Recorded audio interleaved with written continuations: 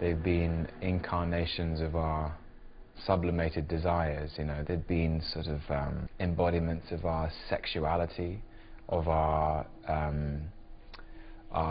sort of feral animalism, that there is, because, you know, the vampires are the living dead. They're closer to wolves and bats and beasts than humans, and they live off blood, and they have fangs, you know. There's all of these things.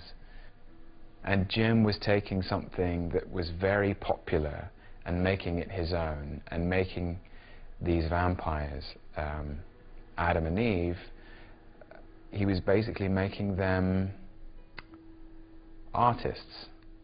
Adam has a special deal with the local hospital, where he gets, you know, clean, pure, O negative, type O negative blood, and he smuggles it into you know, into his life. So he precisely because he doesn't want to destroy people. He doesn't want to kill or to bite. Yeah, I've been saying to my family, he's like a vegetarian vampire.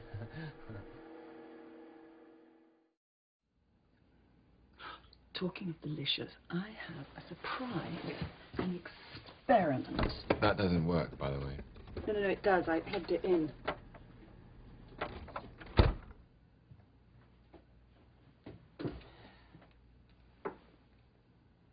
What is that?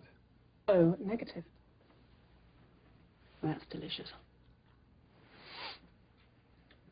Blood on a stick. On a stick. That's not bad. Very refreshing, especially when you're in a hot spot. Checkmate, my darling. Eve, you're ruthless. You're brutal. I'm a survivor, baby. Was all the bloody talking?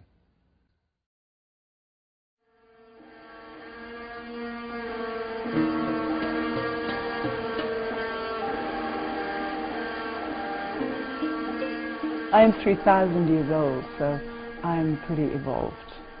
We don't kill people anymore. We passed through that phase. That was a kind of adolescence. And now we drink blood that has to be pure, because we're so aware that so much blood is contaminated in the world. But we find it from secure sources. Nobody has to give their own life for us. Yeah. We're very, we're esoteric, ethical vampires. They're vampires, they live without reflection. But I think they reflect each other. That's the way they operate for one another. So there is something really unique about them. Having said that, there may be a pair of 3,000-year-old vampires living on every corner. You don't know. I mean, I can think of some people who might very well be described as such.